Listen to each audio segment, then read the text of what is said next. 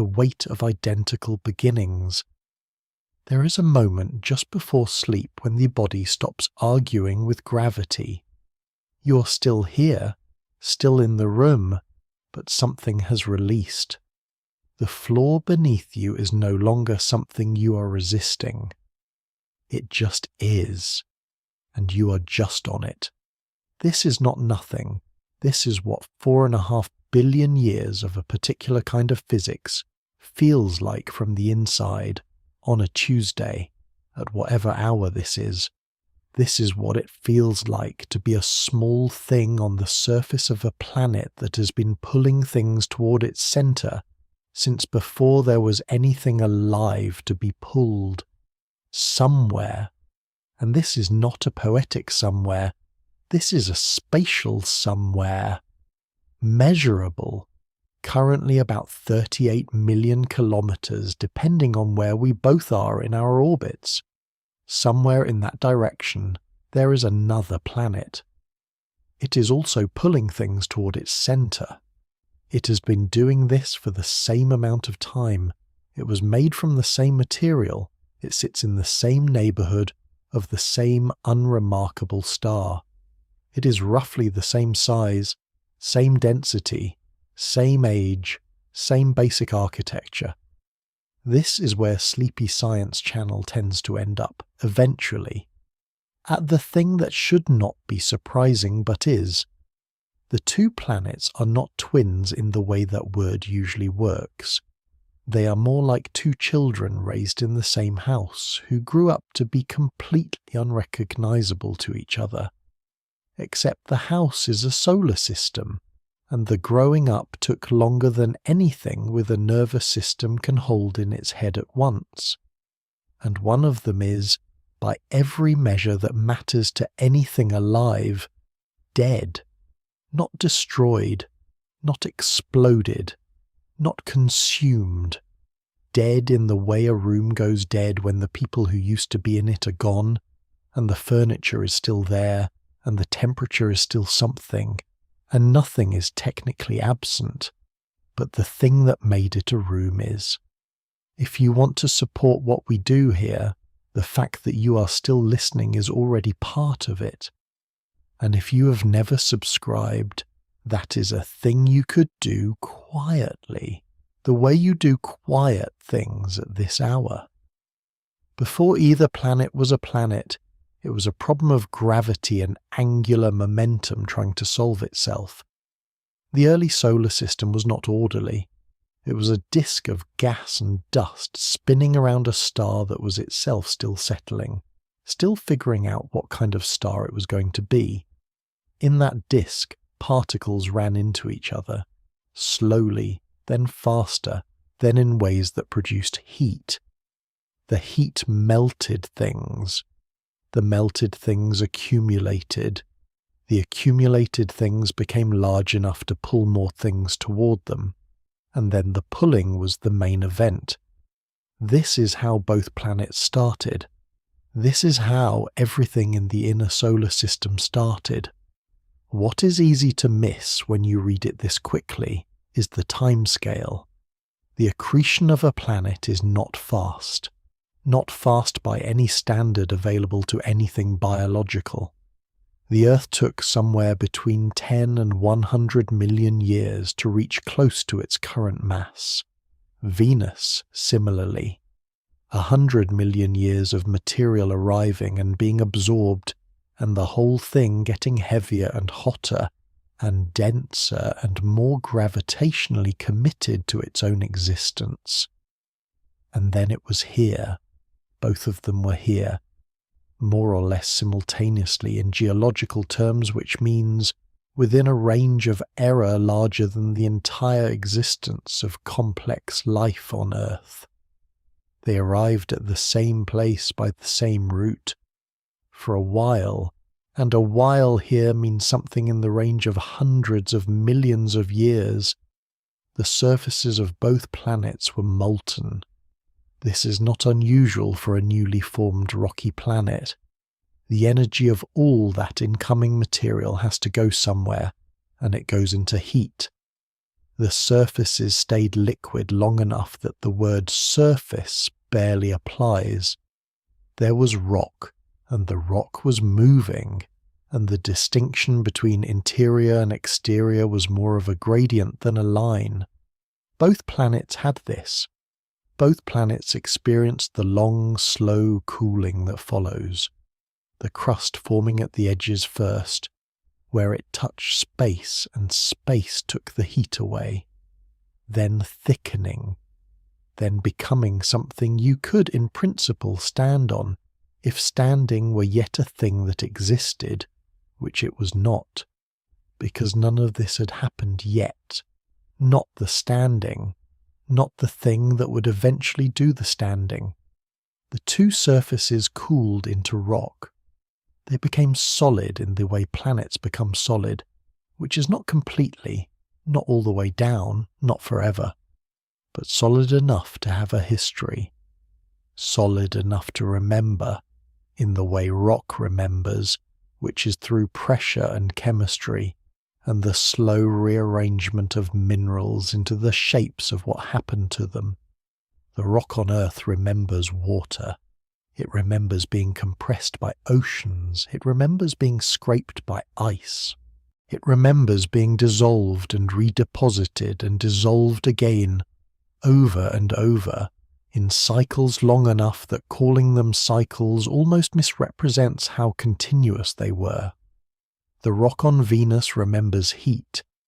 It remembers being buried under a sky that pressed down with the weight of 1,000 meters of ocean, except the ocean was atmosphere, and the atmosphere was mostly carbon dioxide, and the temperature at the surface was enough to melt lead.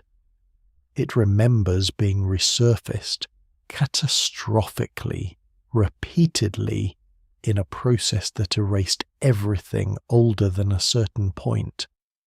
The oldest surface on Venus is younger than the oldest surface on Earth, by a margin that makes the word older feel inadequate.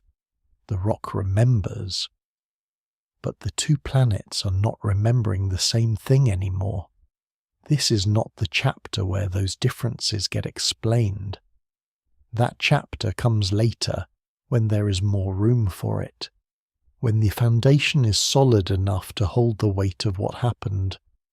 This chapter is only for the weight of the beginning, the weight of two planets, identical in origin, sitting in the same solar system, cooling at similar rates, and then, slowly, over 1 billion years, with no announcement and no particular moment of divergence, becoming something that no longer resembles each other. You are lying on a planet that stayed wet. That is the whole thing, in one sentence, and it tells you almost nothing about what it means. The other planet is out there right now, in whatever direction it currently is. The same age, the same density, the same distance from a star that does not care either way. There is no drama in this. That is what makes it hard to put down. What the rock remembers. The magma ocean is already gone by the time this chapter begins. Both planets have cooled enough to have a skin, not thick, not stable in any way that would feel stable to anything standing on it, if anything were standing on it, which nothing is, but solid, a crust, in the technical sense, meaning rock that has stopped moving long enough to be called rock and not melt. This happened. It is over. We are in the aftermath. What the aftermath looks like, on both planets, is roughly similar. Dark basaltic rock, a surface still hot from beneath, an atmosphere of carbon dioxide and water vapor, and other gases released by all that cooling, all that outgassing, the planet exhaling everything it had trapped during the violence of formation. Both planets are exhaling. Both atmospheres are thick and hot and poisonous by any standard that would apply later. This is the starting line. The thread this chapter follows is narrow. It is not the whole story of planetary cooling. It is one question. What does rock keep, and what does rock lose? And why does the answer differ between two planets made of the same things? Rock keeps chemistry. This sounds obvious. It is not. When minerals form from cooling magma, they form in specific sequences depending on temperature and pressure, and what elements are present in what concentrations. The sequence is not random. It is governed by thermodynamics, which is just the universe's way of moving toward the lowest available energy state, which is what the universe always does, quietly, without asking. Different minerals crystallize at different temperatures. Some lock certain elements inside their structures when they form. Others exclude certain elements, pushing them into whatever melt remains. As the melt cools, its composition changes because the minerals forming from it are selectively removing things. This process has a name, fractional crystallization, but the name is not the point. The point is that the rock that forms at one temperature is chemically different from the rock that forms 50 degrees later, and both of them are different from the rock that forms after the melt has been sitting there for another 100,000 years, slowly losing heat, slowly becoming something more specific. The rock on Earth and the rock on Venus formed through these same processes, the same thermodynamics, the same general sequences, the same universe. What happened next was not the same. On Earth, water arrived, not immediately. The surface was still too hot for liquid water to stay liquid. The water that outgassed from the cooling rock went into the atmosphere, and it stayed there, a thick envelope of steam and carbon dioxide pressing down on a surface that was still warm enough to keep it vapor. This lasted, not days, not years, something in the range of millions of years, possibly tens of millions. The estimates vary, and the uncertainty is real and large and not a reason to distrust the rest. Then the surface cooled below a threshold. The steam condensed. Quickly, in geological terms, meaning over a period of time that might have been thousands of years, which is fast for a planet. The water that had been vapor became rain. A very long rain, an unimaginable rain, in the sense that imagining it accurately requires holding in your head a planet-sized cooling event measured in millennia, which is not something a nervous system is built to do. The rain collected, basins filled, oceans formed, not all at once but gradually, spreading across the low-lying areas of a surface that was still being shaped by the heat below. The first oceans were not clear. They were hot and acidic and full of dissolved minerals leached from the new rock. They were not hospitable, but they were liquid. They were water. They were there. This matters for reasons the chapter will get to slowly. On Venus, something similar may have started. This is where the science becomes careful, and the chapter needs to be careful with it. There is evidence, indirect but not trivial, that Venus once had liquid water on its surface. The deuterium to hydrogen ratio in Venus's current atmosphere is about 150 times higher than Earth's. This matters because water molecules containing deuterium, which is a heavier isotope of hydrogen, are harder to strip away from an atmosphere than regular water molecules. If Venus lost most of its water over time through a process called hydrodynamic escape, hydrogen being pushed out of the upper atmosphere by solar radiation, the lighter hydrogen would leave preferentially, leaving the deuterium behind. The ratio we measure now is consistent with a planet that once had a lot of water and lost most of it. How much water, how long it lasted, whether it was ever liquid on the surface or only vapor in the atmosphere. These questions are open. The models give different answers depending on assumptions about early solar luminosity and Venus's initial rotation rate and the timing of various processes that are genuinely hard to reconstruct at this distance, in this direction, 4 billion years later. What the evidence permits is this. Venus may have had liquid water, possibly for a long time, possibly long enough for chemistry to get interesting.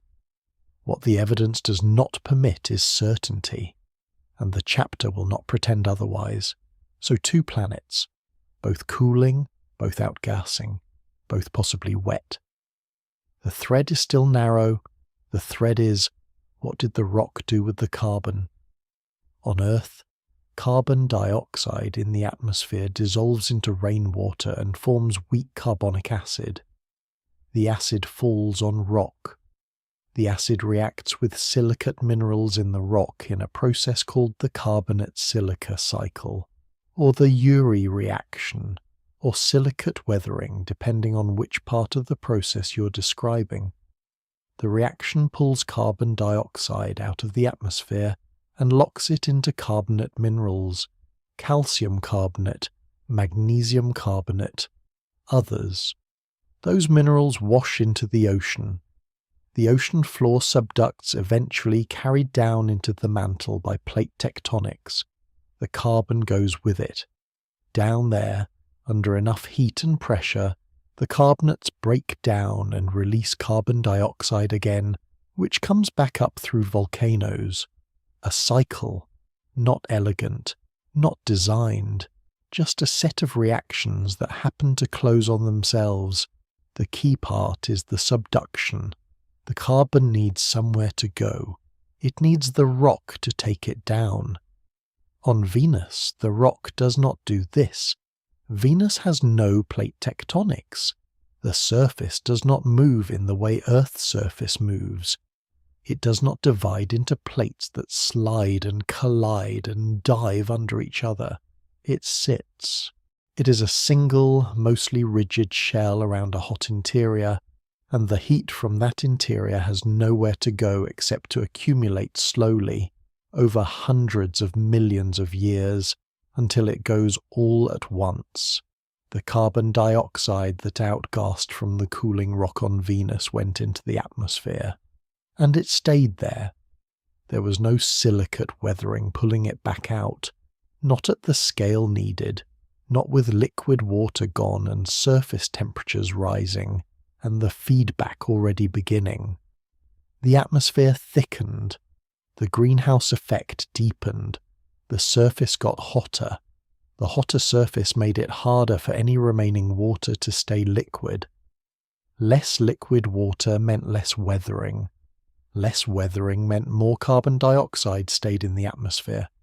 Round and around, not a spiral, a slope. One long, continuous, quiet slope toward where Venus is now. The rock on Earth is full of carbon that was once in the atmosphere. Limestone, chalk, marble, which is just limestone that has been through pressure. The white cliffs of Dover are carbon dioxide that fell as rain on ancient silicate rock and got locked into calcium carbonate and ended up on the seafloor and stayed there while continents moved and oceans opened and closed around them for hundreds of millions of years. You can hold a piece of chalk and you are holding ancient atmosphere. This is not a metaphor, it is mineralogy. The rock on Venus has no equivalent. Whatever carbon dioxide Venus started with is still up there, pressing down 90 times the atmospheric pressure of Earth, turning the surface into something that operates at 465 degrees Celsius on average, which is hot enough that the difference between day and night is almost nothing, because the atmosphere is so thick and moves so slowly and holds heat so efficiently that the dark side of Venus is nearly as hot as the sunlit side. The rock on Venus never got to remember water, or if it did, briefly, it forgot. And the forgetting changed everything. This is what the aftermath looks like, 4.5 billion years later.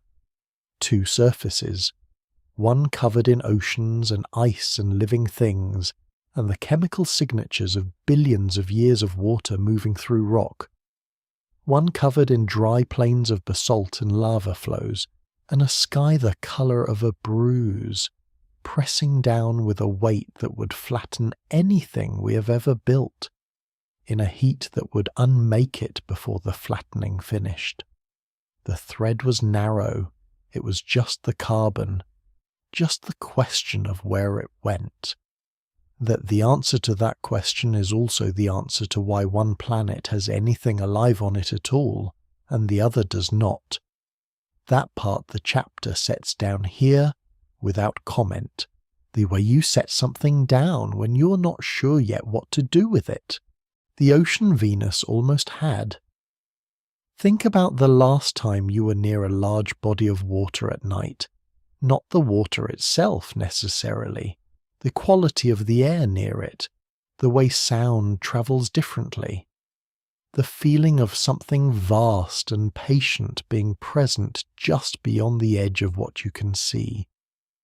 Water at scale does something to the atmosphere above it, and the rock below it, and the air around it that is hard to name precisely, but easy to recognize once you have been near it. It moderates, it slows things down, it absorbs heat during the day and releases it at night, and in doing so it makes the world around it less extreme, less jagged, less given to the kinds of temperatures that would make most chemistry impossible. This is not a romantic observation. It is a physical one. Oceans regulate. They have been regulating the surface of this planet for so long that the regulation is invisible now, built into the baseline, and you feel the absence of it only when you go somewhere the water does not reach. Some dry interior plateau at altitude where the temperature swings 40 degrees between noon and midnight, where the air holds almost no humidity, where the ground does not buffer anything, and you realize how much the water has been doing quietly the whole time. Now imagine Venus. Not Venus now, Venus earlier. Venus when the surface had cooled below the condensation point of water and the long rain was beginning, and the question of whether any of that water would stay was still technically open. The models do not agree on how much water Venus started with. They do not agree on how long the surface stayed cool enough to keep it liquid. The range of estimates is wide enough to include possibilities that are very different from each other. A Venus that had shallow, short-lived oceans for a few 100 million years, and a Venus that had deep, stable oceans for 2 billion years, and everything in between. What the models agree on is that the question is not settled, and that the deuterium ratio in the current atmosphere is consistent with significant water having been present and then lost. The chapter orbits this. It does not land. If Venus had oceans, they would have looked different from ours. The early sun was dimmer than it is now. This is well established. When the solar system was young, the sun was putting out roughly 70% of its current luminosity, and it has been brightening slowly ever since through the ordinary physics of hydrogen fusion, gradually altering the composition and structure of the stellar interior.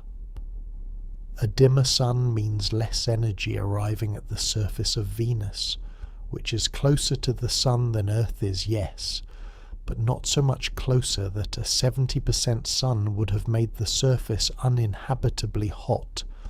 Not immediately, not if the atmospheric composition was different from what it became.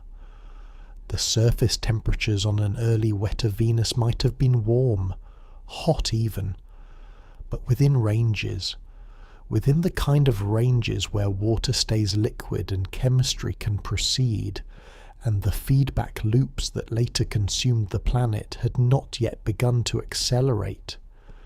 The oceans, if they existed, would have been under an atmosphere still heavy with carbon dioxide and water vapour. They would have been acidic, the way all early planetary oceans tend to be before the buffering chemistry gets going. They would have been hot.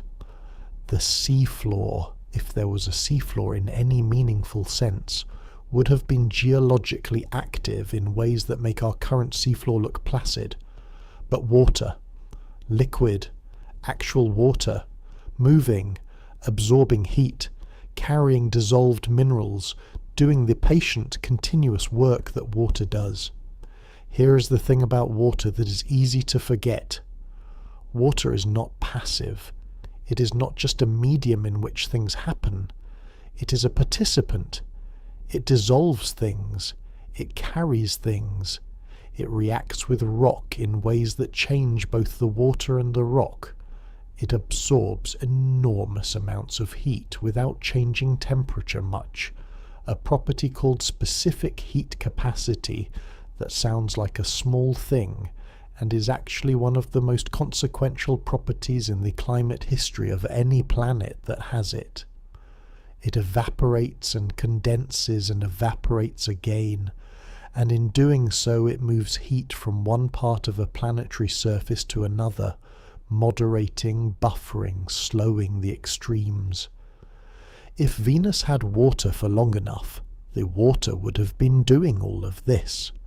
It would have been dissolving carbon dioxide out of the atmosphere and reacting with surface minerals and beginning the slow process of carbon burial that on Earth eventually became the carbonate silica cycle.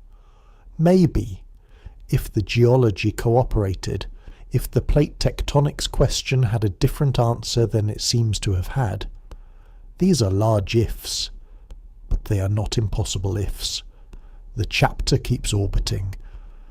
The landing is not what this is about. What is harder to think about is the transition, not the before, not the after, the transition itself. If Venus had liquid water and then lost it, the losing was not an event. It was direction. The sun was getting brighter, slowly, which means more energy arriving at the surface, which means more evaporation, which means more water vapour in the atmosphere, which means more greenhouse warming, which means more evaporation. The water vapour feedback loop. Once it begins, it does not stop, not because of anything dramatic, not because of a threshold crossed on a particular day, because the physics just keeps going in the direction it was already going. The oceans, if they were there, would have been evaporating, slowly at first, then less slowly, the shallow parts going first, the continental shelves if there were continental shelves, the warm equatorial regions where the solar input was highest, the deep parts lasting longer, the high latitudes if the planet's early rotation was different from its current retrograde crawl, lasting longest, and then the deep ocean, and then nothing. The water vapour in the atmosphere would have continued rising. At a certain altitude, solar radiation, particularly ultraviolet, breaks water molecules into hydrogen and oxygen. The hydrogen, being light, escapes to space. The oxygen reacts with surface minerals and disappears into the rock. Slowly, over geological time, the water leaves the planet, not all at once, not in any way that would have been visible on any timescale available to a nervous system, just continuously, irreversibly, molecule by molecule, until the inventory was gone. The body knows things about loss that the mind does not have words for, not grief, not exactly. Something more like the feeling of a room after someone has left it, when the warmth of them is still in the air but fading, and you are in the specific window between their presence and its absence, and you know the window is closing, but you cannot feel it closing. You can only feel that it is smaller than it was. That is the closest thing available to what Venus went through, if Venus went through it. 1 billion years of that window, 1 billion years of something present and then less present and then gone, with nothing alive to notice, no nervous system to hold the fact of it, just the physics proceeding in the direction physics was always going to proceed in, on a planet that had almost everything it needed and then did not. The orbit of this chapter never lands because the fact itself never lands cleanly. There is no moment, there is no event, there is only the direction and the time and the ending that the beginning was always pointing toward. Somewhere in Venus's current atmosphere there is deuterium, more of it, proportionally, than there is in ours. It is the leftover, the heavy water that did not leave when the rest of the water left, because it was too heavy, because the physics that stripped the lighter hydrogen from the exosphere did not strip it as efficiently. It is still there, in the ratios, in the measurements. It is the only thing left that remembers the ocean. And it does not remember it the way you remember something. It remembers it the way an absence has a shape, a day longer than a year. You probably learned at some point that a day is shorter than a year. Not here specifically, just in general, as a rule. The planet spins faster than it orbits, and so the thing we call a day, one rotation, fits inside the thing we call a year, one orbit, with room to spare. Earth has about 365 of them. Mars has about 668.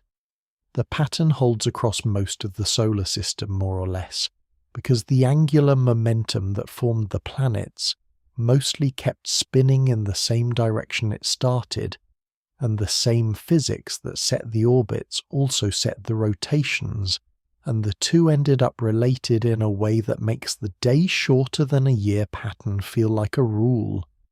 Venus does not follow this rule.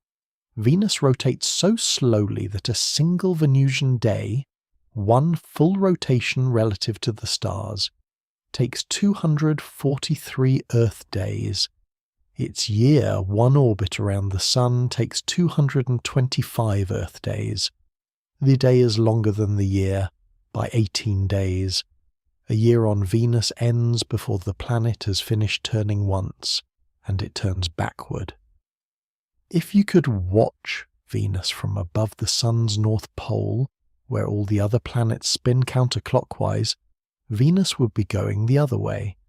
Slowly, wrong, and in the wrong direction, completing one rotation every 243 days in a solar system where everything else decided to turn the same way a long time ago. This is where the narrator needs to be honest. The full explanation for why Venus ended up this way is not settled. There are leading hypotheses. There is no consensus. The most widely discussed explanation involves a large impact early in Venus's history. Something big hit Venus, the thinking goes, and hit it at an angle and velocity that transferred enough angular momentum to reverse or dramatically slow the planet's rotation. This happens. It is not exotic. The leading explanation for why Earth has a large moon is that something large hit Earth early on, and the debris coalesced into the moon, and in doing so also altered Earth's rotation rate and axial tilt. Impacts of this scale were common in the early solar system. The bombardment was real. The scars are everywhere. But the impact hypothesis for Venus has a problem, which is that a single impact large enough to reverse a planetary rotation would also have to not destroy the planet, and the constraints on what kind of impact could do one without the other are tight in ways that make some researchers uncomfortable. There are models that work. There are models that do not. The chapter is not going to pretend the question is more resolved than it is. A second hypothesis involves tidal interactions. The Sun's gravitational pull on Venus's thick atmosphere creates atmospheric tides, pressure waves that move through the atmosphere at solar timescales, and the coupling between those atmospheric tides and the solid body of the planet could, over billions of years, have slowed and eventually reversed the rotation. This is also plausible, also not proven, also constrained by assumptions about the early atmosphere and interior structure that are hard to verify at this distance. The honest answer is, Venus rotates backward and very slowly, and we do not know exactly why. And both of the best explanations are real physics applied to real uncertainties. The chapter breathes here. What a 243-day rotation does to a planet is something the chapter can approach more confidently than the why. A long rotation means the sunlit side of Venus faces the Sun for a very long time before turning away. On Earth, the day-night cycle is short enough that the surface does not have time to heat up enormously before the sun goes down and the cooling begins. The temperature swings between day and night are real but bounded. The ocean and atmosphere moderate them further. The planet does not have time to accumulate extreme heat on one side. Venus has time, except, and this is where the chapter pulses outward, the thick atmosphere changes what happens with that time. The atmosphere is so dense, so opaque, and circulates so effectively that heat from the sunlit side gets distributed around the planet before the extreme temperatures you might expect can accumulate. The surface temperature on Venus varies by only a few degrees between day and night, between equator and poles. Not because the slow rotation makes no difference. Because the atmosphere absorbs the difference and spreads it out.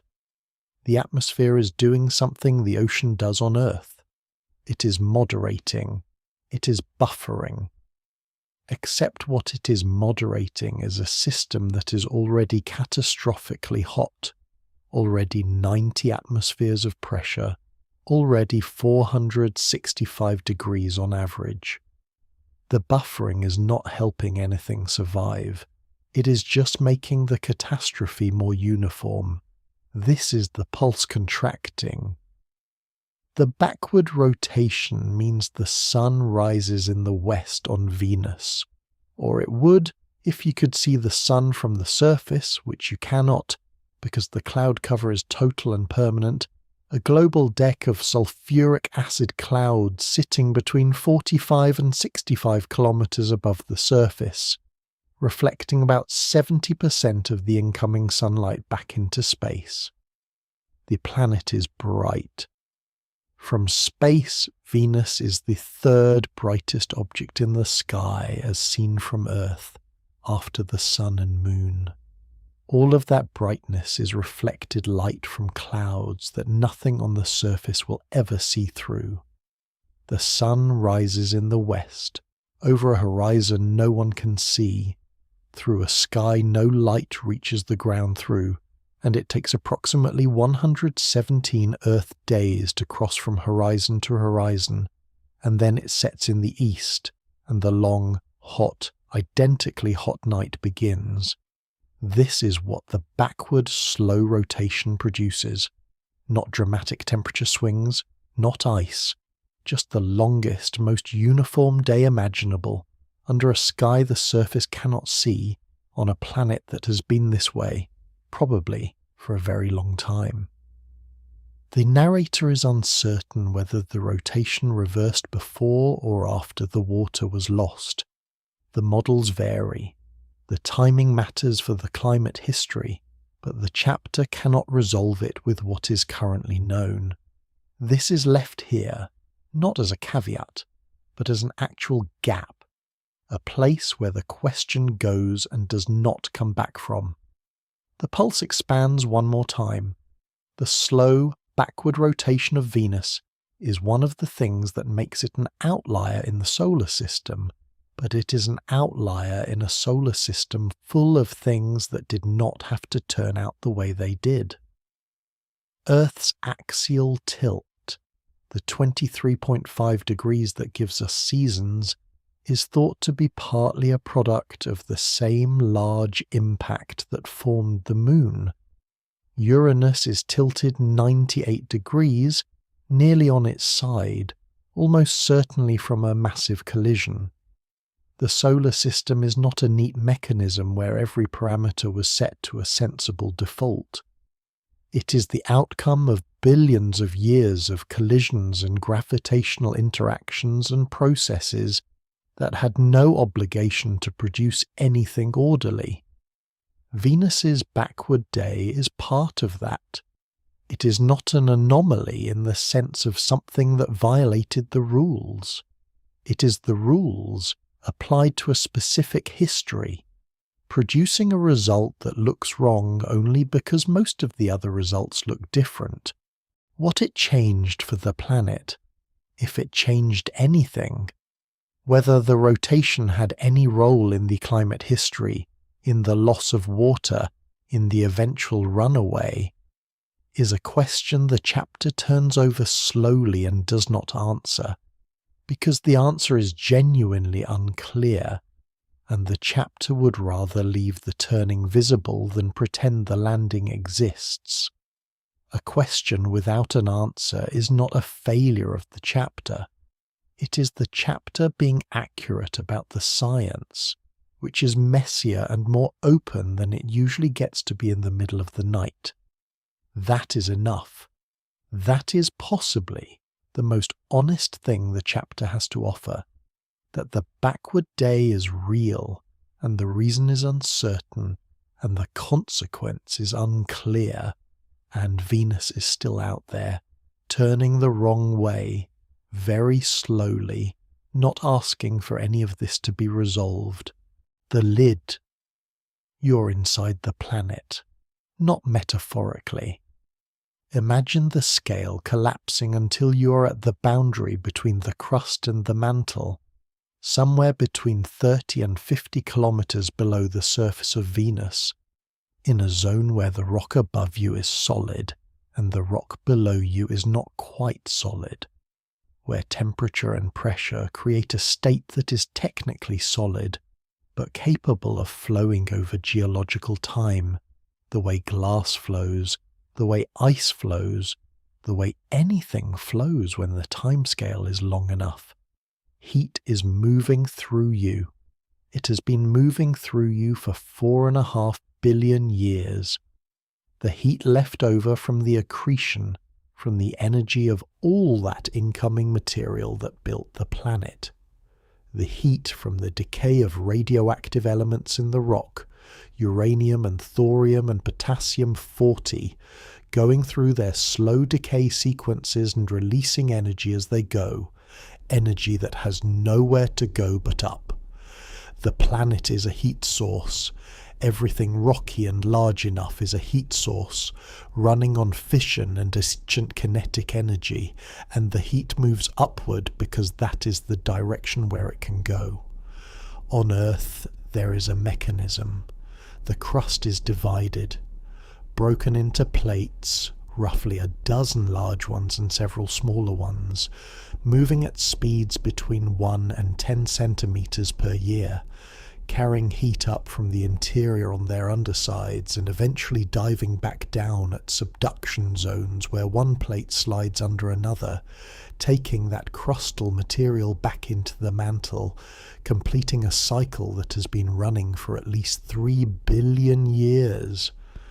The cycle is not smooth. It is not quiet. It produces earthquakes and volcanoes and mountain ranges and ocean trenches and most of the interesting geology visible on the surface of this planet. The cycle is also a heat valve. On Venus there is no valve. The surface is a single shell, not divided into plates, not moving in any organised lateral way, just sitting there, intact, over a mantle that is still hot, still producing heat, still waiting for somewhere to send it. Heat moves through solid rock slowly, very slowly. The thermal conductivity of typical crustal material is low enough that conduction alone is not sufficient to transport the interior heat of a planet-sized body to the surface at a meaningful rate. On Earth, convection does most of the work. The mantle flows in geological slow motion, carrying hot material up toward the crust and cold material back down, and where that convection interacts with the crustal plates, it drives them. The plates are not moving themselves, they are being moved by the convective flow beneath them, and they are also, at the subduction zones, pulling themselves down by their own density, and the combination of those forces has kept the system going for billions of years. On Venus, the convection is happening. The mantle is moving, the heat is being generated, and the physics does not change just because the planet has a different surface. The mantle of Venus is almost certainly convecting right now. Hot material rising, cooler material sinking, the whole slow churning continuing as it has always continued. But the surface does not move. The heat builds. Here the chapter slows. This is the part that is hard to hold. Not because it is complicated, but because it requires sitting with a very long time and a very gradual process, and not rushing it toward the conclusion. The heat builds. The crust is not a perfect insulator. Heat is moving through it, slowly, by conduction. The base of the crust gets hotter. The rock there softens slightly. The topography of the planet, which is partly controlled by the temperature structure of the crust beneath it, begins to shift. This takes time. This takes enormous amounts of time, not millions of years, hundreds of millions. The heat builds. The mantle plumes. Columns of especially hot material rising from deep in the mantle push up against the base of the crust and make it even hotter in specific regions. The crust above a plume thins, volcanoes form, lava comes through. The surface erupts in the regions where the pressure is highest, and this releases some heat, but not enough. Not nearly enough to compensate for what is accumulating. The heat builds. And then the model says something happens that is difficult to fully believe the first time you encounter it, but is supported by the crater distribution data and by thermal models of how Venus's interior would behave without plate tectonics, and by the relative youth of the surface. The entire crust of Venus overturns, not in one moment, not like a flip, but over a geologically brief period. Brief here meaning something in the range of 10 to 100 million years, which is fast for planetary resurfacing. The accumulated heat from below becomes sufficient to soften the base of the crust to the point where it founders. Large sections of the crust sink back into the mantle. New material from the mantle wells up to replace it. The surface is remade. The entire geological record of whatever came before is consumed, mixed back into the mantle, gone. This is called global resurfacing. The model that describes it is called the episodic overturn model, and it is not the only model proposed for Venus, but it is the one most consistent with the crater distribution. Venus has about 1,000 impact craters distributed roughly randomly across the surface with no particular age gradient. Young crust near active regions, older crust farther away, which is what you would expect if the entire surface was renewed at approximately the same time. Earth has far fewer craters, not because it was hit less, but because its craters are continuously erased by plate tectonics and erosion and deposition. Venus has no plate tectonics and almost no erosion in any meaningful sense. The craters it has are the craters from after the last resurfacing event. The surface of Venus is, on average, somewhere between 300 and 800 million years old. Everything before that is in the mantle. You're still inside the planet. The heat is still moving.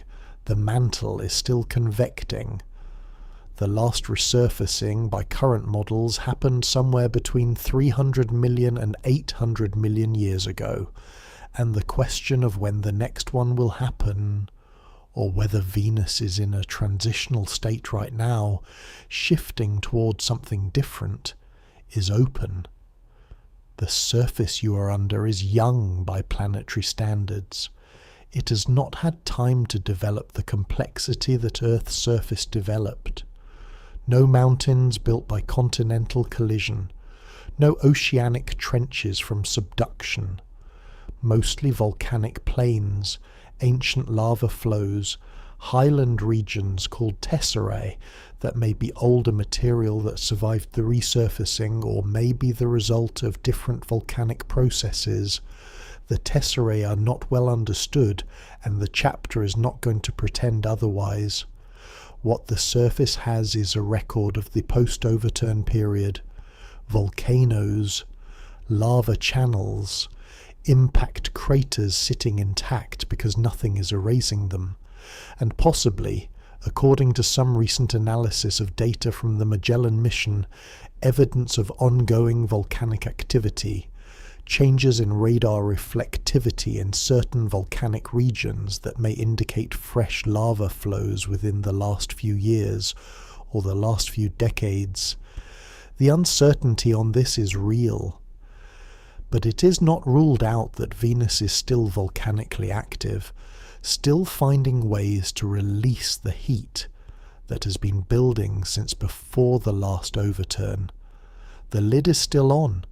Everything below it is still doing what it has always done, generating heat, convecting, pushing upward. The surface absorbs what it can through volcanism and conduction, and eventually, in some model of the future that Venus is slowly moving toward, it will not be able to absorb it anymore. When that happens, the surface will remake itself again. Everything on it will go back into the mantle. Every crater, every lava plain, every highland, every instrument we have ever landed there, every Soviet probe, every piece of metal humanity has placed on the surface of another planet, if any of them are still physically present in any form, which after hundreds of millions of years in 465-degree heat is unclear, all of it will go back into the rock. The record resets. The planet continues. It has done this before. More than once, probably. The math allows for multiple overturn events across the planet's history. Each one erases what came before and replaces it with new surface, which sits there, accumulating craters, holding heat, waiting. The mantle does not know this is unsettling. It is just moving, slowly, in the direction heat moves when there is somewhere for it to go. Carbon always had somewhere to go on Earth. Right now, somewhere in the mid-latitudes of this planet, rain is falling on rock. Not dramatically, not as a storm, or not necessarily as a storm, just rain. The ordinary kind, falling on the ordinary kind of rock, the basalt and granite and limestone that make up most of what is visible at the surface. The rain is slightly acidic, not because of pollution, not because of anything unusual, but because water and carbon dioxide react in the atmosphere during the fall to form carbonic acid, a weak acid, barely enough to taste if you could taste it, barely enough to register as anything except rain. It has always been this way. It was this way before anything was alive to notice it. The rain fell, the rock received it, and then something happened that seems small and is not small, that seems like chemistry and is also, in a very literal sense, climate control for an entire planet operating across timescales that make the word control sound absurd. The acid in the rain reacts with silicate minerals in the rock, feldspar, pyroxene, the common minerals that make up the bulk of continental and oceanic crust, and through that reaction, which produces dissolved calcium and bicarbonate ions and some silica, pulls carbon dioxide out of the air and locks it into the chemistry of the water. The water carries those ions to rivers. The rivers carry them to the sea. In the sea, marine organisms, first just chemistry, then later organisms, use the calcium and bicarbonate to build shells, to build skeletons, to build the hard structures that accumulate on the seafloor when those organisms die. The structures are calcium carbonate. The carbon that was in the air is now in the rock at the bottom of the sea. This has been happening in one form or another for something close to 4 billion years. The zoom begins wide and has been narrowing since the rain started falling. Consider what the atmosphere looked like early in Earth's history. Carbon dioxide levels were much higher than today, possibly 100 times higher, possibly more. The estimates vary and the proxies are imperfect, and the chapter is not going to give a number it cannot defend. But high enough that the greenhouse effect was correspondingly strong, which is part of why early Earth stayed warm enough for liquid water despite a dimmer sun, the same sun that was also shining on early Venus. The carbon dioxide was doing real work, warming a planet that would otherwise have been too cold, and slowly, over hundreds of millions of years, the silicate weathering drew it down. Not all the way, not to nothing. The volcanoes were still releasing it, through subduction zones and hotspots and rifts, and the system found a balance, not a fixed balance, not a designed one, just the balance that emerges when you have a source and a sink, and they happen to roughly match over geological time. The balance shifted. Ice ages came. Warm periods came. The carbon dioxide levels moved up and down in response to changes in volcanic output, in continental configuration, in the position of the continents relative to the weathering zones, in the evolution of organisms that changed the chemistry. But the sink was always there. The carbon always had somewhere to go. The zoom tightens. Consider a single carbonate ion in the ocean, sitting in the shell of a foraminifera, a microscopic marine organism, a single cell with a calcium carbonate test, a shell floating in the surface water. The foraminifera dies. The shell sinks. It sinks slowly through hundreds of meters of water, and as it sinks, some of the carbonate may dissolve, depending on the depth and the chemistry of the water. If it reaches the seafloor intact, it accumulates, layer on layer on layer. Millions of years of accumulation produce limestone, chalk. The white cliffs that are there right now, somewhere, with rain falling on them, slowly releasing the carbon back into the water, continuing the cycle.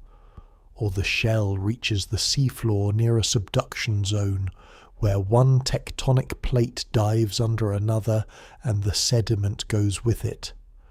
Down into the mantle. The heat and pressure there break the carbonate down and release carbon dioxide, which rises through the overlying rock and eventually comes out through a volcano somewhere above the subduction zone. The carbon that was in the shell is in the air again. Eventually it will fall as rain again. Eventually it will be in another shell. The cycle is not neat. It leaks at the edges. It has time constants ranging from thousands to hundreds of millions of years, depending on which part of it you are measuring.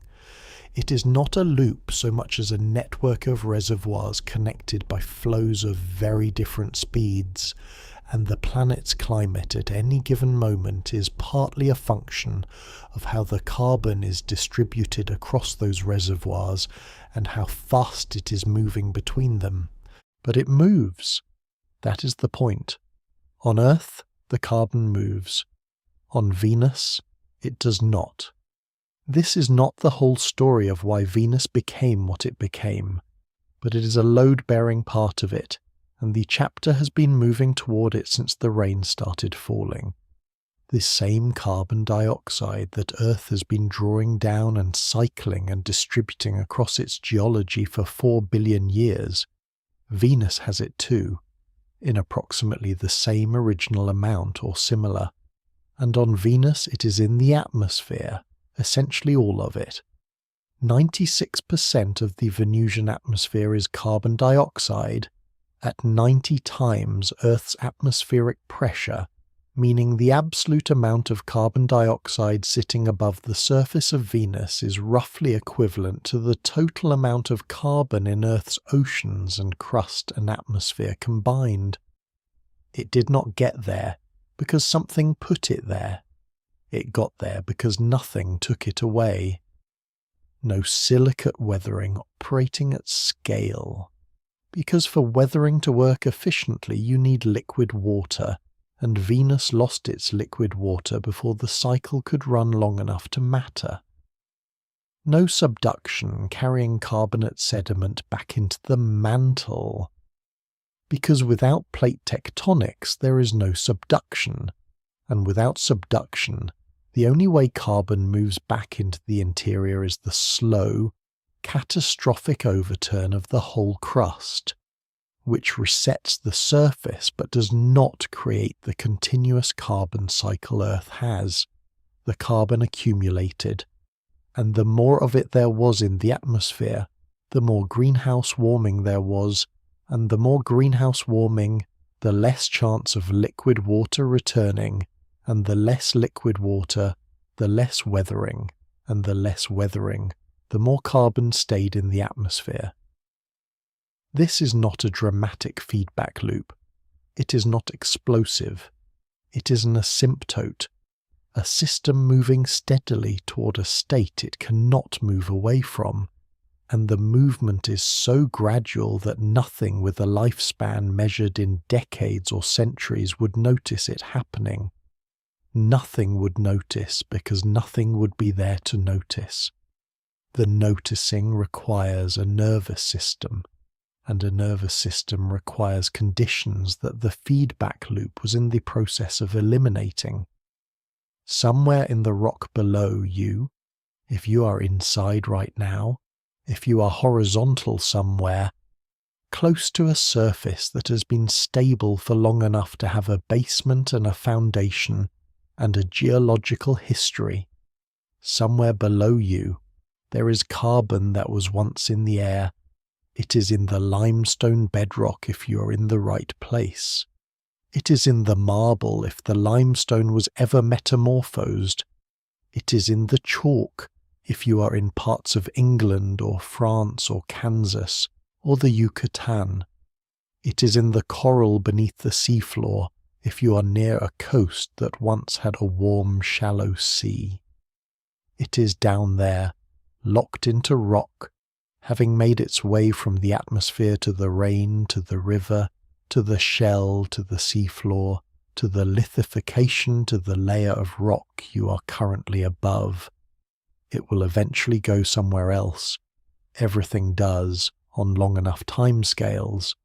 The plate it is in will eventually subduct, or the rock will eventually weather again when it is uplifted by tectonics, and exposed to rain. The carbon will move, it always moves, on Earth. On Venus, it arrived at the atmosphere and found no way out, and it is still there, and the surface below it is the way the surface is, and the chapter sets that down alongside the rain that is still falling right now on the rock. The rain that has always fallen. The rain that has always been the beginning of the carbon's next journey somewhere. Something that was not a tipping point. The phrase is everywhere now. Tipping point. The moment of no return. The threshold after which things cannot go back. It is used for climate systems and political systems and ecosystems and personal decisions and the moment a conversation turns. It implies a before and an after with a legible line between them. It implies that if you had arrived at the line from the other direction, if you had been watching carefully, you would have known you were approaching something. Venus is not a tipping point story.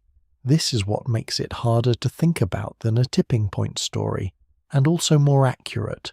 There was no line, there was no moment, there was a direction, and time, and physics that did not need a threshold to cross in order to produce what it produced. The runaway greenhouse effect that consumed Venus is technically described as an instability in the climate system, a state in which the feedback between temperature and water vapor causes warming to accelerate beyond the point where any realistic process can counteract it. The word instability implies something tipping, but the climate models that produce this instability do not require a sudden trigger. They require a slow, continuous increase in solar input over geological time, combined with a planetary surface that is losing its ability to buffer that input, and a feedback loop between surface temperature and atmospheric water vapor that quietly amplifies everything. The sun was getting brighter. It has been getting brighter since it formed. A star like the sun increases in luminosity by roughly 10% per billion years, as the hydrogen fusion in its core gradually converts hydrogen to helium, and the core contracts and heats up, and the outer layers compensate. This is slow. This is slower than slow. This is a change you could not measure in a human lifetime, or a civilization's lifetime, or anything except a geological one. But 4.5 billion years of 10% per billion years adds up. The sun today is roughly 30 to 40% brighter than it was when the solar system formed. Venus, closer to the sun than Earth, received more of that brightening. And the surface that might have once been cool enough for water was not cool enough anymore. The water vapor feedback has a specific quality that the chapter wants to stay with for a moment. Water vapor is a greenhouse gas. This is known, is accepted, is not controversial. It absorbs infrared radiation and re-emits it, trapping heat in the atmosphere. When the surface of a planet warms, more water evaporates, putting more water vapor into the atmosphere, which warms the surface more, which evaporates more water. This is a positive feedback. It operates on Earth too. It is part of why Earth's climate is as warm as it is. On Earth, it is bounded by the fact that at higher altitudes, water vapor condenses into clouds, and thus clouds reflect incoming sunlight, and the condensation releases heat, but also removes water vapor from the upper atmosphere where it would otherwise amplify the warming further. On Venus, at some point, the system reached a state where the feedback was not bounded, not because the physics changed, because the geometry changed. As the surface warmed and more water evaporated, the atmosphere became humid enough throughout its depth that there was no cold trap. no altitude at which the temperature was low enough to condense water vapor efficiently before it reached the upper atmosphere. Without the cold trap, water vapor reached altitudes where solar ultraviolet could photolyze it, breaking the molecules apart and allowing the hydrogen to escape to space. The water was leaving. The more it left, the less there was to absorb incoming radiation at the surface, and the surface heated further, and more water evaporated, and the atmosphere thickened with carbon dioxide that had nowhere to go, and the carbon dioxide absorbed more radiation, and the surface heated further. This drift continues until there is no more water to evaporate, and then it continues anyway, because the carbon dioxide is still there. Think about what this felt like from inside. There was no inside. Nothing was there. This is the bodily detail the chapter keeps running into. There is no organism to locate this process in, no nervous system to feel the temperature rising, no creature to look up at a sky that was changing. The whole climate history of Venus is a story without a body in it, which is part of why it feels abstract, part of why it is hard to hold. But the physics had duration.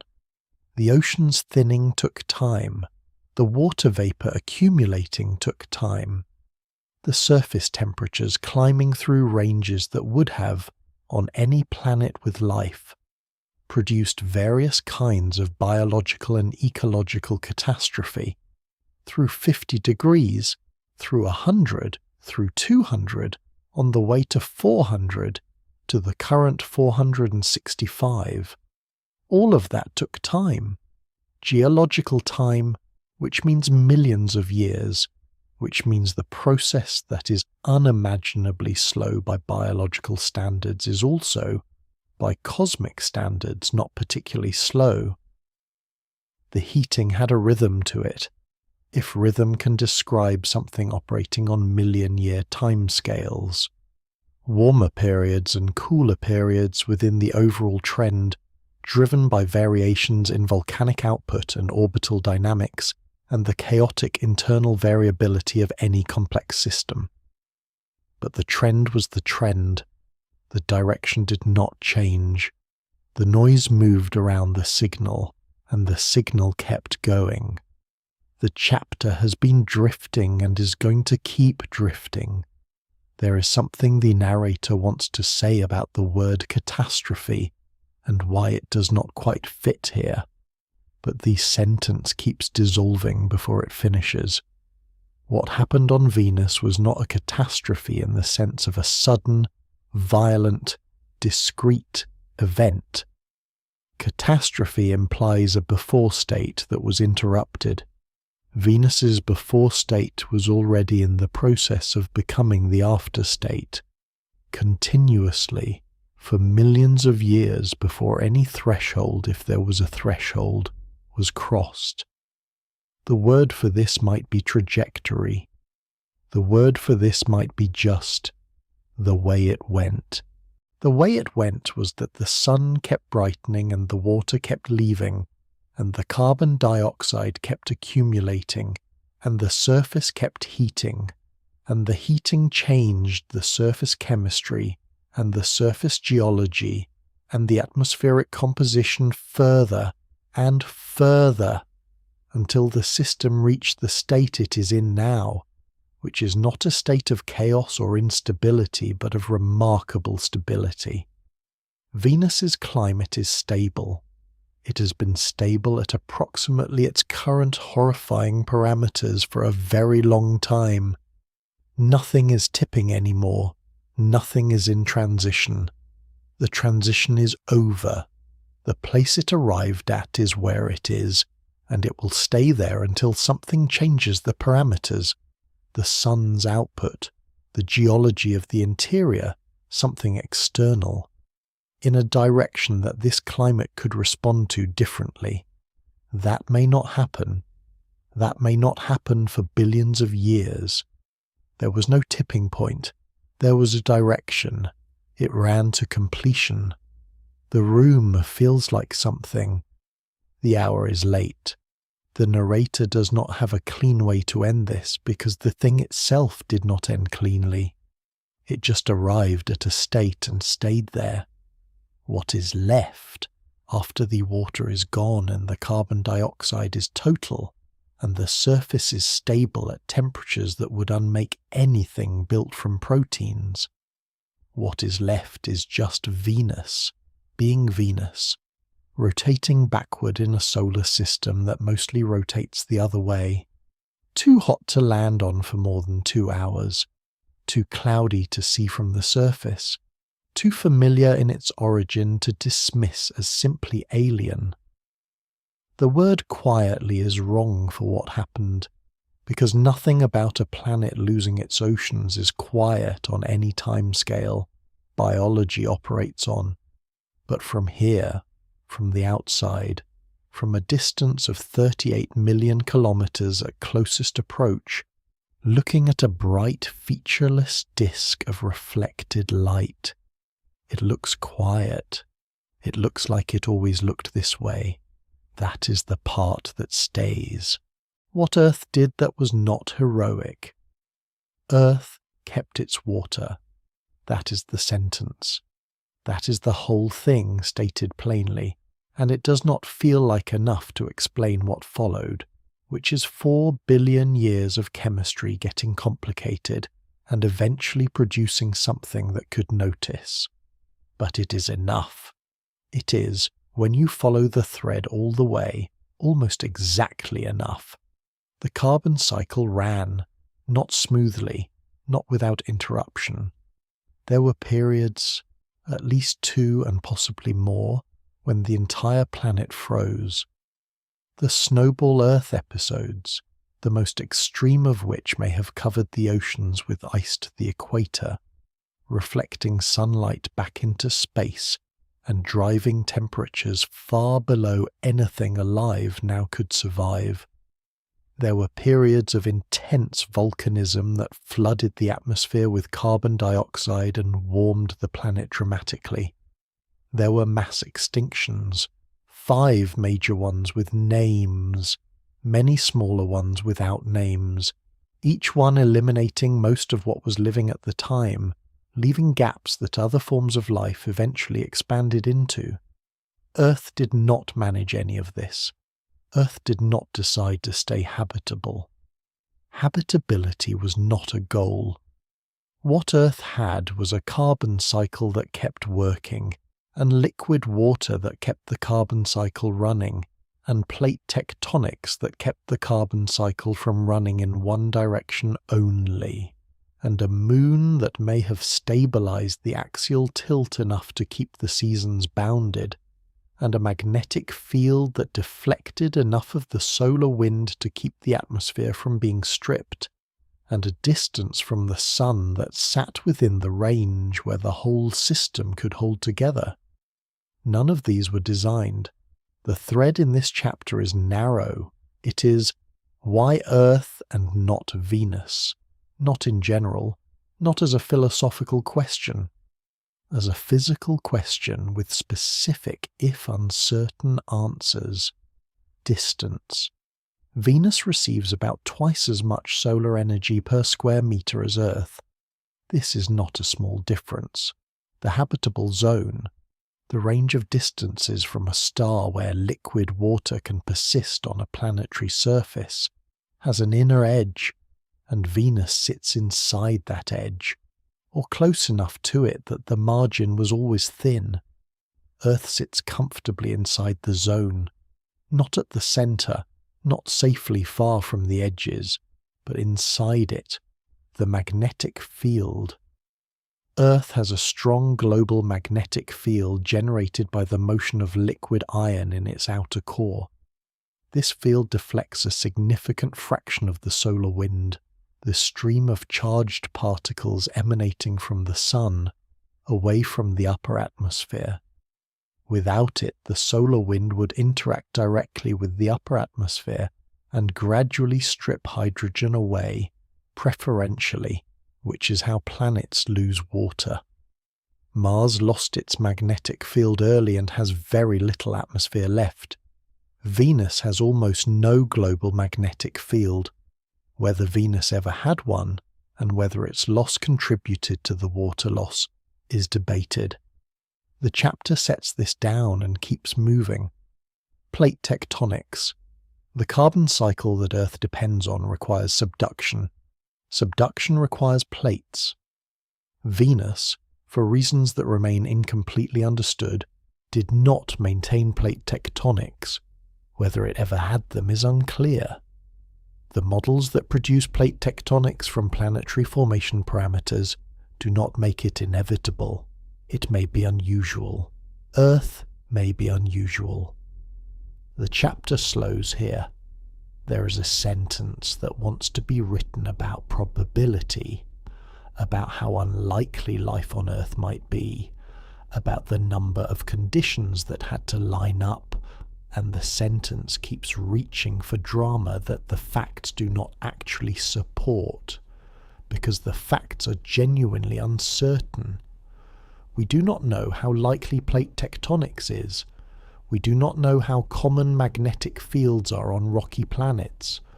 We do not know how often the habitable zone intersection produces a planet that stays wet.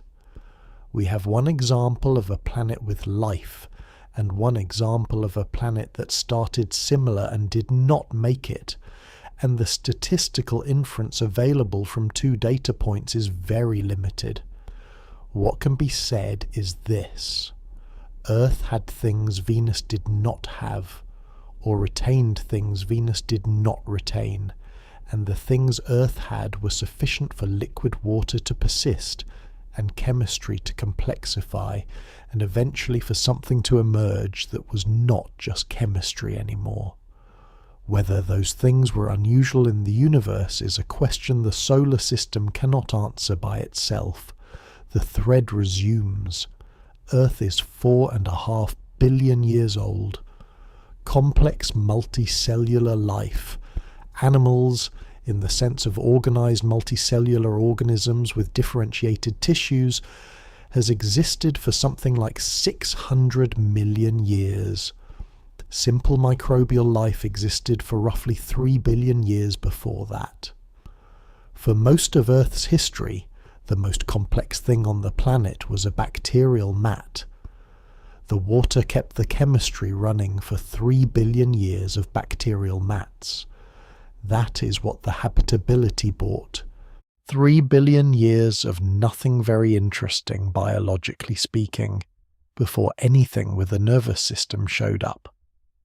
The body that you have right now, the one that is horizontal somewhere, the one that is tired, is the product of 600 million years of increasingly complicated multicellular experiments built on 3 billion years of microbial chemistry, built on a carbon cycle that worked because the water stayed. The water stayed because the distance was right, and the field held, and the tectonics ran, and the sun was dim enough, early enough for long enough. None of that was for you. There was no for. It just went the way it went, and this is what the going produced. Something aware enough to be curious about the planet that did not go this way. Something tired enough at this hour to be lying still on a surface that has been pulling things toward its centre for 4.5 billion years, above a carbon cycle that is still running on a planet that kept its water. That is not heroic. That is not a story of survival or fitness or design. That is one trajectory among the possibilities, the one that happened to include you, and that included the Sleepy Science Channel, which is still here partly because people keep choosing to be part of it, and that is the closest thing to luck having a witness. The atmosphere Venus wears now. From here, Venus is bright. Not metaphorically, not poetically, actually measurably, the third brightest object in the sky as seen from Earth, brighter than any star, brighter than anything except the sun and the full moon. You can see it in the hour after sunset or the hour before sunrise, hanging low and white and steady, not twinkling the way stars twinkle, because the twinkling is caused by atmospheric turbulence bending starlight, and Venus is close enough, its disk large enough, that the turbulence averages out. It just sits there, white and still. All of that brightness is reflected. None of it is Venus. It is sunlight bouncing off the top of the cloud deck, which is made primarily of sulfuric acid droplets, and the albedo, the fraction of incoming sunlight reflected back into space, is about 0.7, meaning 70% of the light that reaches Venus from the sun goes straight back out. The surface absorbs almost nothing. The surface does not need to absorb it. The surface is already as hot as it needs to be. Below the cloud deck, the light changes, not fades, changes. The clouds are opaque to visible light in the way thick fog is opaque, and the surface of Venus is lit the way a room is lit when the blinds are closed on a bright day. A diffuse orange light, because the clouds in the thick carbon dioxide atmosphere scatter the wavelength selectively.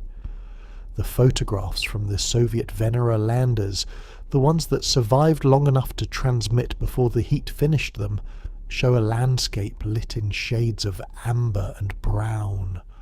Flat rocks, a plain stretching to a close horizon, the sky pressing down. The chapter keeps orbiting the atmosphere rather than entering it, because entering it takes time. Start from the top. The cloud deck begins at about 45 kilometers above the surface and extends to about 65 kilometers.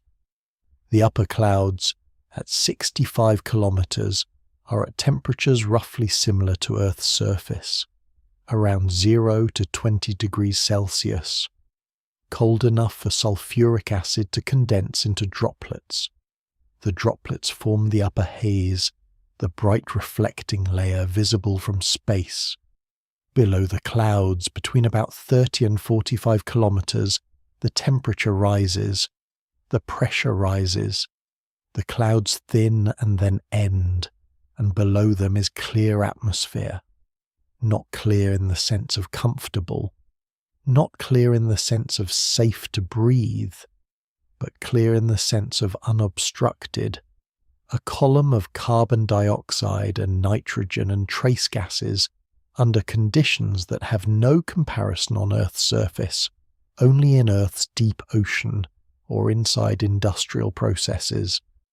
At 30 kilometers, the pressure is about 30 times Earth's sea level pressure, and the temperature is around 300 degrees Celsius. At 10 kilometers, the pressure is about 60 times, and the temperature is around 430 degrees. At the surface, 90 times and 465. These numbers orbit each other, and the chapter lets them. 90 times atmospheric pressure means that the force pushing on every square meter of the surface is equivalent to the weight of a column of air 90 kilometers tall, compressed to sea level density, which is not how to think about it correctly, but is a way to begin. The correct way to think about it is that on the surface of Venus, you're at approximately the same pressure as you would be 900 meters below the surface of Earth's ocean. Not the ocean floor, not the abyssal plain, just the top of the continental shelf, the depth that scuba divers can reach with special equipment and careful planning. At 900 meters below the surface of the ocean, the pressure would kill you. Not slowly, not painfully in the way stories describe, quickly, structurally, the gas in your body compressing, or the pressure differential on any gas-containing space reaching a point where the container fails. The pressure is not dramatic about this. It is just physics. It does not need to be dramatic. On Venus, the same pressure.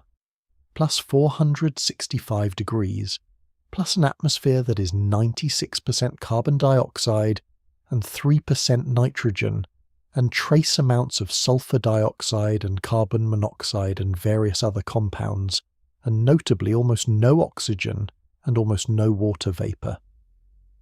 The surface of Venus is not hostile to life. Hostile implies a relationship, an opposition, something that wants to prevent something else. The surface of Venus is indifferent to life, but indifferent in a way that produces the same result as hostile, which is that nothing survives there, and nothing is going to survive there on any timescale available to planning. The Venera landers knew this. The Soviet program sent 14 landers to the surface of Venus between 1970 and 1985. Each one was built to survive as long as it could in conditions that the engineers knew would eventually win. The early landers failed faster than expected. The pressure and heat finding failure modes in seals and electronics before the thermal protections were fully understood. The later landers, the ones that actually reached the surface and transmitted data, were designed with titanium pressure vessels, pre-cooled before entry, carrying internal thermal mass calculated to absorb enough heat to last long enough to do science. Venera 13 landed in March 1982. It lasted 127 minutes. It sent back color photographs. It analyzed the soil. It measured the pressure and temperature. And then the heat won in whatever component found its limit first, and the transmission stopped, and Venera 13 has been on the surface of Venus since March 1st, 1982, 40-some years as of this narration, in 465 degrees, under 90 atmospheres, in the dark under the orange sky. It is probably still there, in some form. Metal does not do well at those temperatures over that duration, but it does not simply vanish. 127 minutes. The chapter holds that number without comment. The orbit of this chapter keeps returning to the atmosphere as a presence, rather than a set of parameters. The atmosphere of Venus is not incidental. It is not a byproduct. It is, in the most direct sense, the story. The destination of the carbon that had nowhere else to go. The outcome of the water vapor feedback that ran to completion. The physical record of every process this narration has been describing across its earlier chapters. The 90 atmospheres of carbon dioxide pressing down on the plains of Venus right now is the accumulated exhale of 4.5 billion years of a planet that could not breathe out and breathe back in. On Earth, the air moves, it cycles, it goes into rock and comes back out and goes into organisms and comes back out and goes into the ocean and comes back out. The atmosphere is not a fixed thing. It is a reservoir in constant exchange with everything else, and the exchange is what makes it livable, what keeps the concentrations of things like carbon dioxide from drifting to extremes. On Venus, the exchange stopped, or never started, or started and was interrupted before it could stabilize. The carbon dioxide is just there. It has been there for long enough that nothing about its presence is unusual anymore, for Venus. It is the normal atmosphere. It is the air of that planet in the same way this is the air of this one. The brightness visible from Earth, the white dot steady before sunrise, is that atmosphere's ceiling, the top of a column of locked carbon and stopped exchange and physics that arrived at its destination. From here it looks like a star, how long a billion years actually is, inside a second, quite a lot is happening. Your heart has been beating for roughly as long as you have been reading this sentence, and in the interval between one beat and the next, millions of chemical reactions have occurred in the cells lining the walls of your arteries and in the neurons carrying the signal that initiated the beat, and in the muscle cells responding to it, and in the red blood cells moving through the vessels in response to the pressure change. And none of this is slow. None of it feels slow from inside. None of it has the quality of geological time, even though it is built from the same physics and running on the same thermodynamic principles. A second is small. A year is 31 million seconds approximately, and a human lifetime is about 80 years, which is about 2.5 billion seconds, which sounds large and is not large, in the frame this chapter is about to try to hold. A million years is 31 trillion seconds. A billion years is 31 quadrillion seconds. These numbers stop meaning anything to a nervous system almost immediately, and that is the chapter's problem, and the chapter is not going to pretend otherwise. The narrator does not know how to hold a billion years. The narrator is not certain anyone does. Not really. Not in a way that is felt rather than calculated. What the chapter can do is try to approach the scale sideways. The oldest rock on Earth, the oldest intact mineral grains, zircon crystals found in Australia, are 4.4 billion years old. These crystals formed from cooling magma when Earth was 100 million years old, and they have been sitting in the rock, surviving erosion and metamorphism and the movement of continents for 4.4 billion years. They are small. You could hold several in the palm of your hand. They do not look old. They look like sand. Every second that has passed since those crystals formed, 31 quadrillion times 4.4, the Earth has been here, rotating, orbiting, cooling and heating and changing. And none of those seconds are compressed into the crystals in any way that is accessible to you. They are just, as far as the crystals are concerned, the time that passed. Now the pulse expands. The distance between Earth's origin and the first unambiguous evidence of microbial life is approximately 500 million years. 500 million years of a wet, geochemically active planet before anything is recognizably biological. Whether life started earlier and the record was erased, or whether life took that long to get started is debated. But by 3.5 billion years ago, there are stromatolites in the fossil record, layered structures built by communities of bacteria, photosynthesizing, growing, dying, building up carbonate layers in shallow water. By this point, life was already complicated in the sense of being organized into communities with multiple metabolic strategies. For the next 3 billion years, this is roughly what life was: microbial, invisible to anything without a microscope, enormously diverse metabolically and genetically, invisible to anything without a microscope. 3 billion years. The chapter wants to say that this is hard to picture and then move past it, but moving past it is exactly the problem. 3 billion years of nothing that would be visible to a human observer. 3 billion years of bacterial mats and microbial communities, and the slow, continuous reworking of the atmosphere and oceans by organisms whose names are not memorable, and whose forms are not interesting to look at, and who nonetheless transform this planet's chemistry more profoundly than anything that followed.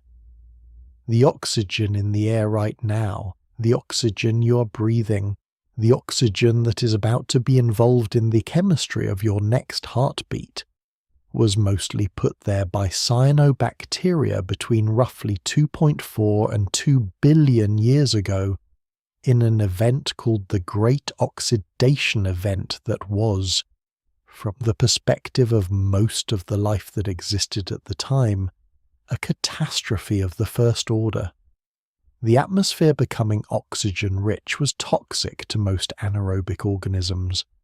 An extinction of invisible things, unrecorded except in the chemistry of the rock, the pulse contracts, all of human history, from the first stone tools roughly 3.3 million years ago to the present, is less than 0.1% of Earth's age.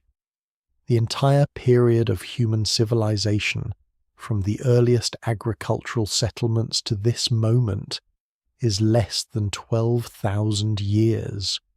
12,000 years is to 1 billion years as roughly 1 second is to an entire day.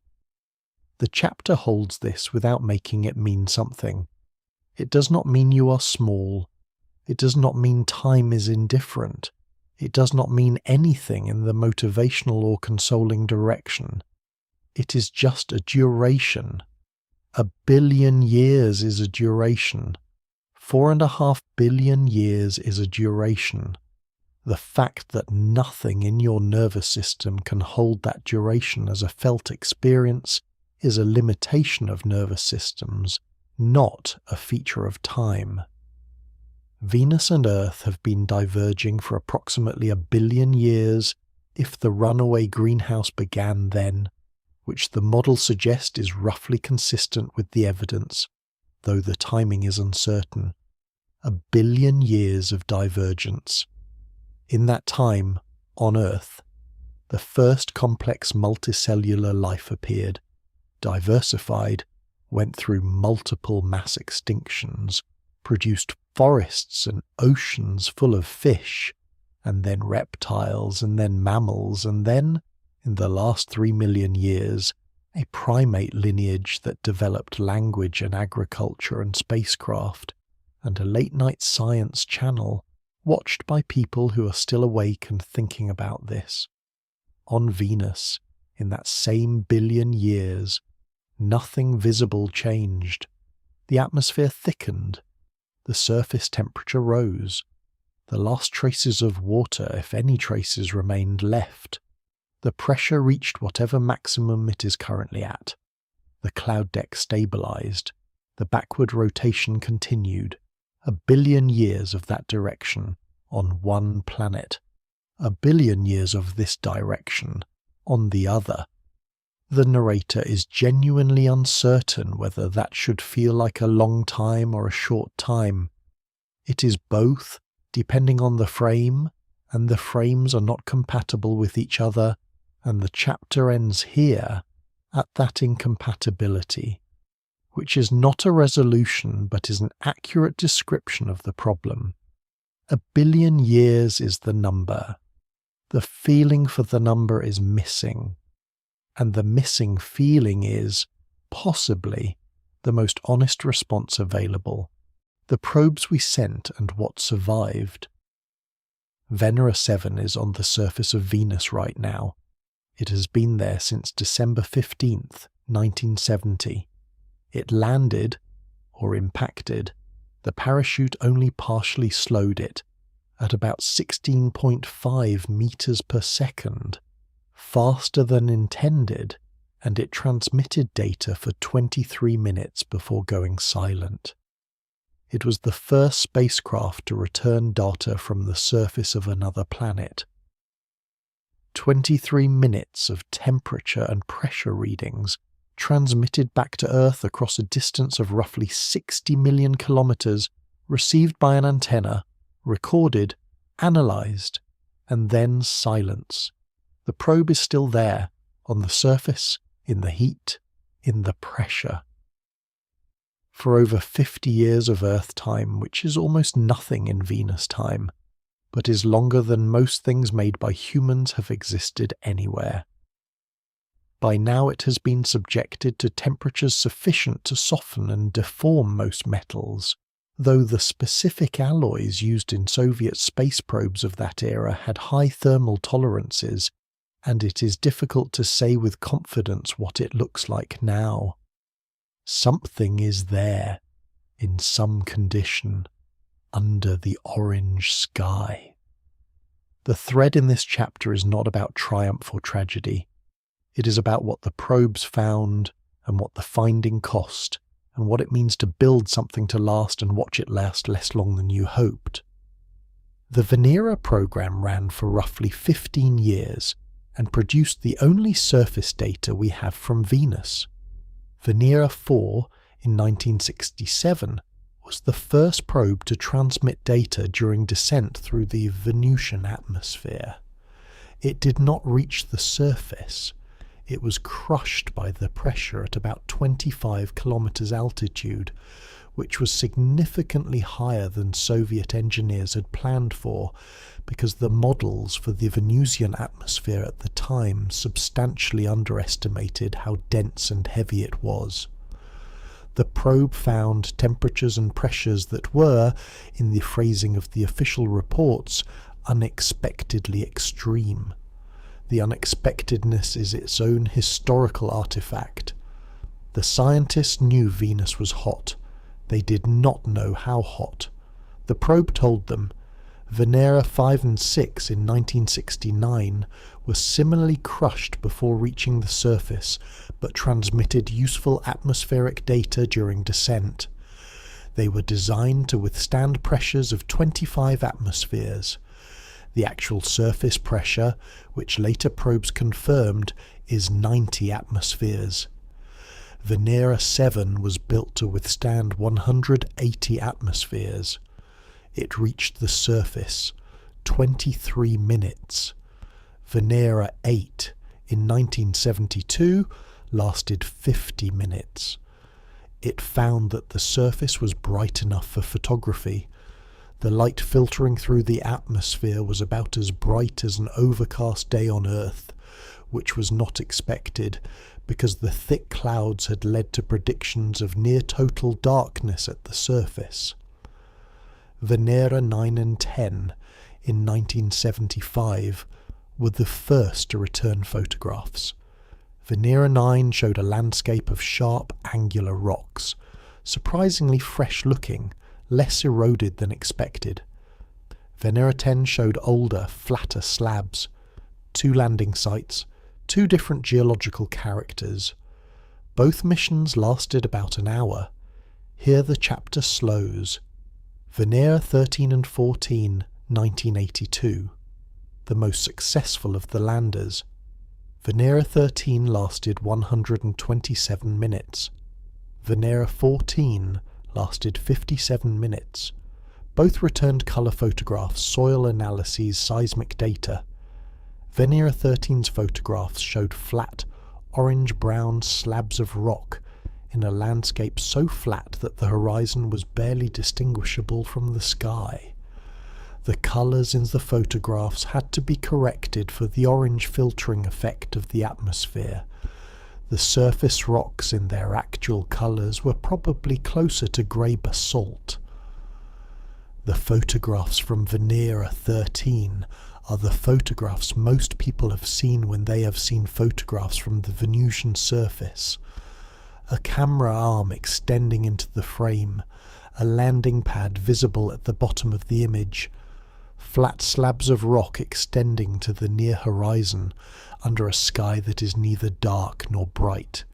It looks like a place, an actual specific place, not a rendering or a simulation, a place that exists and has a character and has been that way for a very long time. Venera 13 sent those photographs home and then stopped working, and the photographs have been looked at many times since, and the probe has been sitting in the photograph ever since, on the surface, in the heat, getting quieter. The most recent spacecraft to reach Venus's surface did so in 1985. Vega 1 and Vega 2 were Soviet missions that deployed landers on Venus while en route to observe Halley's Comet. The landers survived for about an hour each. Since then, no spacecraft has landed on Venus. The surface has been mapped by radar from orbit. Magellan, the NASA orbiter, mapped 98% of the surface between 1990 and 1994 before being deliberately deorbited into the atmosphere. Various orbiters have studied the atmosphere and cloud chemistry, but no lander has touched down since 1985. There are missions planned. NASA's Da Vinci mission is designed to send a probe through the atmosphere to measure its chemistry during descent, an attempt to take images of the surface in the final kilometers before impact. It is scheduled for the early 2030s. The European Space Agency's Envision mission will orbit Venus and study its geology and atmosphere from above. India has proposed a Venus orbiter mission. None of these will land in the way the Venera probes landed. The surface of Venus is the least explored surface in the inner solar system.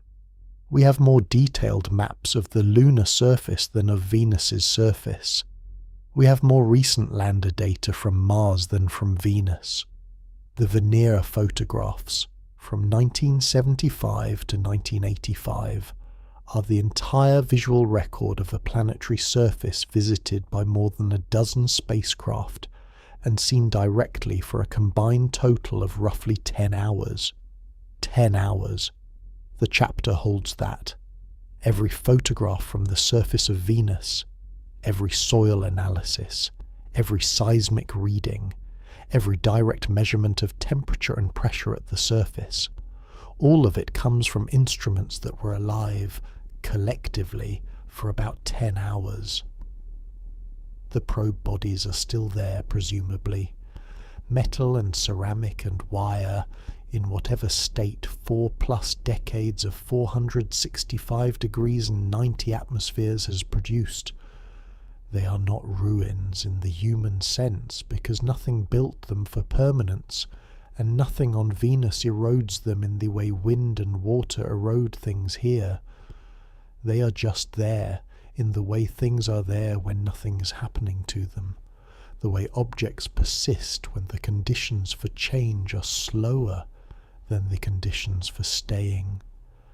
Venera 7 landed before the first programmable pocket calculators existed, before the internet, before most of the people who built it had died.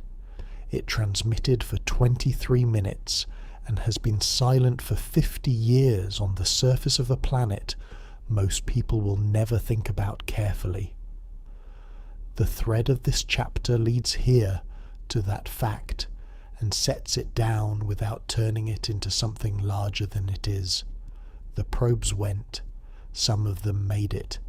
They lasted as long as they lasted. They told us what they could. The surface closed over the silence, the heat continuing at the same temperature it has been at since long before any of us were born, indifferent to the metal objects sitting on it, indifferent to the fact that something made them and sent them there to look. Earth is not finished. The sun is getting brighter. This has been true since the sun formed, and it will continue to be true until the sun becomes a red giant and expands to roughly the orbit of Earth or beyond in approximately 5 billion years. The brightening is slow. It is, as established in an earlier chapter, roughly 10% per billion years, driven by the gradual conversion of hydrogen to helium in the stellar core. The numbers are not dramatically different over short timescales. The sun today is not noticeably brighter than the sun 50 years ago. The change operates at a scale nothing with the nervous system was built to perceive.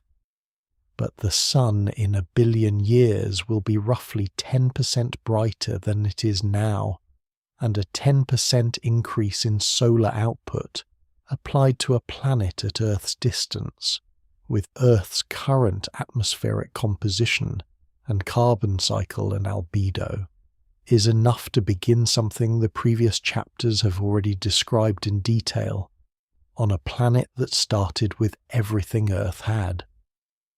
The inner edge of the habitable zone is not fixed. It depends on atmospheric composition and albedo, and the specific feedbacks of the planet's climate system. The estimates for when Earth crosses that inner edge, when the feedback between surface temperature and water vapor becomes self-sustaining in the way it apparently became self-sustaining on Venus, range from roughly 500 million years from now to about 1.5 billion years from now, depending on the model and the assumptions. That range is large, but both ends of the range are in the future. The carbon cycle will start to fail before the runaway begins. As the sun brightens, global temperatures rise, higher temperatures accelerate silicate weathering. Faster weathering draws down atmospheric carbon dioxide. Lower carbon dioxide reduces the greenhouse effect, which partially offsets the solar brightening, which is one of the reasons Earth has stayed habitable through the sun's historical brightening. The carbon cycle acts as a thermostat, drawing down CO2 as the sun warms, keeping surface temperatures within livable ranges. But the thermostat has a lower limit. Carbon dioxide cannot be drawn below the threshold required for photosynthesis to function. Most plants require a minimum CO2 concentration to photosynthesize, roughly 150 parts per million for C3 plants, which include most trees and a majority of plant species. Below that level, C3 plants die. In roughly 500 million to 1 billion years, the accelerated weathering driven by the brightening sun will draw atmospheric CO2 below the C3 photosynthesis threshold. Forests die. Most land plants die. The land surface, stripped of vegetation, darkens or lightens depending on what replaces the vegetation, and the feedback into the climate system changes the temperature further. The ocean ecosystems, which depend partly on land nutrient runoff and atmospheric CO2, are also disrupted. Some C4 plants, which can photosynthesize at very low CO2 concentrations, survive longer, and then they also fall below threshold. The layers settle. After the plants go, the oxygen they have been producing by photosynthesis begins to decline. Not immediately. The oxygen reservoir in the atmosphere is large enough to persist for tens of millions of years after photosynthesis stops. But gradually the oxygen that was put there by 3 billion years of photosynthesis begins to be consumed by oxidation of surface minerals and other chemical sinks without being replenished. The animals go, not all at once. Some anaerobic environments persist.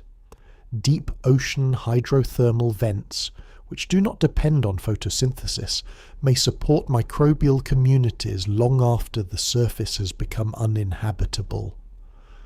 The last common ancestor of complex life on Earth may not be an animal. It may be a microbe in a deep ocean vent, living on chemosynthesis, surviving under conditions that would have seemed extreme to the organisms alive today. The microbes last longest, as they always have. Then the oceans warm enough, and the water vapor feedback accelerates, and the oceans begin to evaporate in earnest, and the hydrogen begins to escape to space, and the planet begins to lose its water. And this part of the story has already been told in the chapters about Venus. Earth is not going to avoid it. The physics that consumed Venus will eventually consume Earth. The timescale is different, billions of years instead of the possibly shorter Venusian timeline. But the mechanism is the same, the sun brightening, the feedback beginning, the water leaving, the carbon accumulating. This chapter does not end with that. It ends here, earlier in the timeline, in the present, which is what the present always is in a sequence like this, an interval between the beginning that has already happened and the end that has not happened yet. The sun is slightly brighter than it was when the first bacteria appeared. The carbon cycle is still running. The oceans are still here. The plants are still doing photosynthesis at CO2 levels that are currently above the threshold required. The water vapor feedback has not begun. The magnetic field is holding. The plate tectonics are running. Everything this planet has that Venus lost, it still has it. For now. For a time frame that is, in absolute terms, enormous, and in terms of what the solar system will eventually do, limited. The earlier chapters feel different knowing this. The story of Venus was not a cautionary tale about some avoidable failure. It was a preview of a physical process that applies to any rocky planet orbiting a star that brightens over time. Earth is not immune. Earth is earlier in the sequence. The rock under you has been pulling things toward its centre for 4.5 billion years. The carbon cycle has been running. The water has been here. These are not permanent conditions. They are conditions with a duration. And the duration is long. And you're inside it right now. In the middle of something that started before there was anything alive to notice it, and will end after there is anything alive to notice it. What is between those 2 points is everything. This hour, the room going quiet, the planet still running underneath all of it, doing what it has done for now, which is the only for there has ever been.